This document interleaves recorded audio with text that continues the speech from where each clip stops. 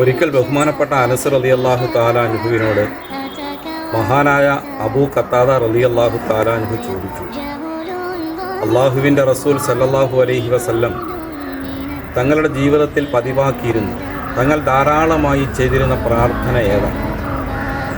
ഖത്താദ റളിയല്ലാഹു അൻഹു അനസ് റളിയല്ലാഹു തആല അൻഹുവിനോട് ചോദിക്കാൻ കാരണം, നബി സല്ലല്ലാഹു അലൈഹി വസല്ലം തങ്ങളുടെ ഖാദിമാണ്, സേവകനാണ് അനസ് റളിയല്ലാഹു അൻഹു. പ്രവാചകനെ നിഴലുപോലെ പിന്തുടർന്ന് ജീവിച്ച സഹാബിയാണ് അനസ് റളിയല്ലാഹു. ഖത്താദ റളിയല്ലാഹു അൻഹുവിൻ്റെ ചോദ്യത്തിന് മറുപടിയായി അനസ് റളിയല്ലാഹു തആല അൻഹു പറഞ്ഞു, റസൂലുള്ളാഹി സല്ലല്ലാഹു അലൈഹി വസല്ലം തങ്ങളുടെ ജീവിതത്തിൽ പതിവാക്കിയിരുന്ന പ്രാർത്ഥന, തങ്ങൾ ഏറ്റവും കൂടുതൽ ചെയ്തിരുന്ന പ്രാർത്ഥന, അല്ലാഹുമ്മ റബ്ബന ആതിന ഫിദ്ദുനിയ ഹസന വഫിൽ ആഖിറതി ഹസനതൻ വഖിന അദാബന്നാർ എന്ന പ്രാർത്ഥനയാണ്. എന്താണ് ഈ പ്രാർത്ഥനയുടെ അർത്ഥം?